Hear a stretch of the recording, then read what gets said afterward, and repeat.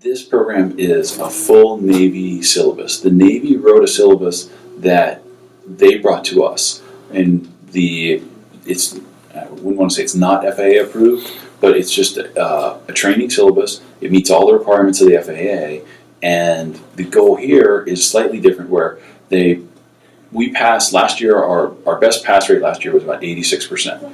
So 86% made it through last summer, and of the 86%, the 86% soloed, meaning they took off and flew an airplane with nobody else in it by the end of their 1 month of training.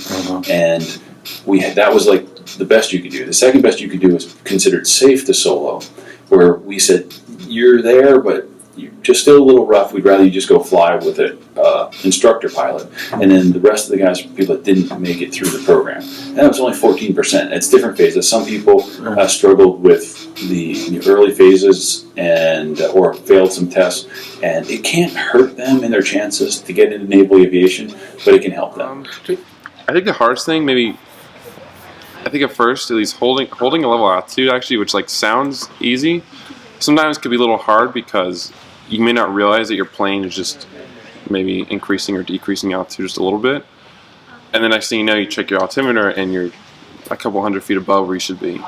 So, oh no, I gotta fix it. I mean, it's a quick fix, but yeah. I mean, honestly, at first you just forget one thing and then you'll come back to it later. It just calls for a larger correction, but it's really something that as we got to fly more, I think those little we start to miss things less and less. Basically what the Navy's done, they feel there's one thing that's not perfectly fair, is that the Naval Academy doesn't have the time, funding to let everybody in the whole senior class go through this program.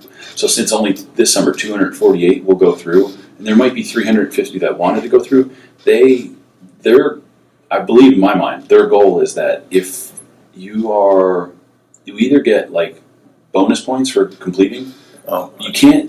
Your score can't go down.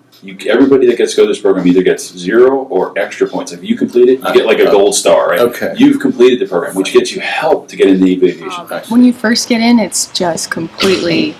Your plane basically moves on 3 different axes, so learning to understand all of that and all the different controls. But we've had great instructors, and it's definitely that idea of when you first get into a car, it's the most intimidating thing in the world. You have no idea how you're going to drive it, but now you can parallel park and with no problem. So I think as time goes on, flying a plane just becomes second nature. Small. Out of 248, I would be surprised. Definitely less than 10%, maybe 1%, maybe only 2 or 3 have ever even been in a little airplane before. So they come out here, they do a week of ground school, and then they're in a very intensive accelerated flight training program. Honestly, I thought driving a car was much easier. Thank God. Yeah, two more axes you have to worry about. A lot of switches, controls, just a lot of information basically. But once you start getting into the groove and start studying more and more, it gets a lot easier, and you kind of get the feel for it as you go along. The national average for your first solo flight is probably 30 hours of flight training, and our average here is 10 and a half. Wow. So we do it in 1/3 the time of the national average, which means national average meaning half the people take longer. Yeah. We're doing it 1/3 of the time of the average. So it's very accelerated. At first, as a young pilot, like learning to fly, you fixate on one thing, whether that be the outside or the power or turning.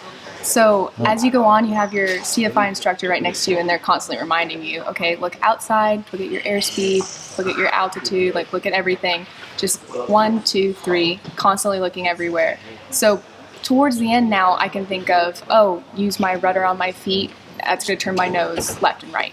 We're going to use my ailerons. That's going to actually turn me and pitch for. By the time after doing it over and over again, it just makes sense. The Navy concept, in my opinion, is that they want the students to feel like what it would be in flight school. Navy flight school is not a hobby. It's a full-time profession. And they want the guys to come here and say, this is your job.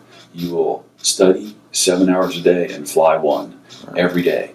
And the accelerated flight training is very successful across the board, even with civilians, because the retention of knowledge. If you're here every day, boom, if you're here Monday, you remember Monday on Tuesday, you remember Tuesday on Wednesday, and it just grows. Yeah. If you come every other Monday, it's hard to remember what you did 2 weeks ago. So basically, what we're training to be, we train in VFR, visual flight rules. So it's basically all about that outside picture. And with that outside picture, you can see where you're going to go, where you're going to end up going.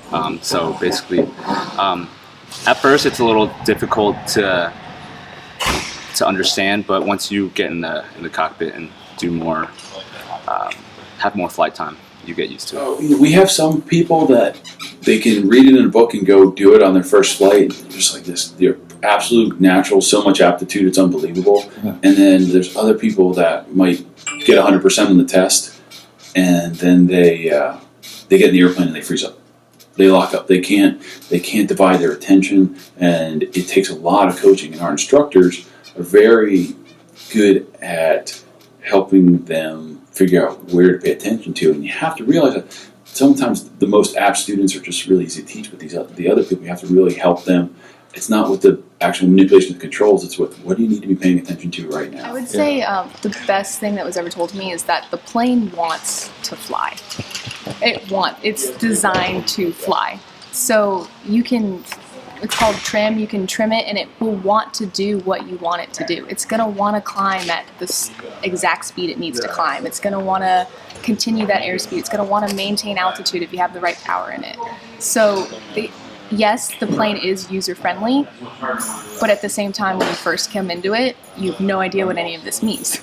So yes, the plane is user-friendly, especially now because it's designed to do exactly what it's supposed to do. So the minute that we understand what it needs, it's a lot easier. It's phenomenally easier. I honestly think, and I'm probably a little biased because I'm a graduate, but the people we bring in, and maybe it's not the leadership component as much as this program is helping to dictate what they're going to do for the rest of their life. So if they're not serious about it, it can change the next 80 years for them. Whatever. They're either going to become pilot, naval aviators, go on and probably do something in aviation, or they're not. And so the people we bring here are the best students in the world.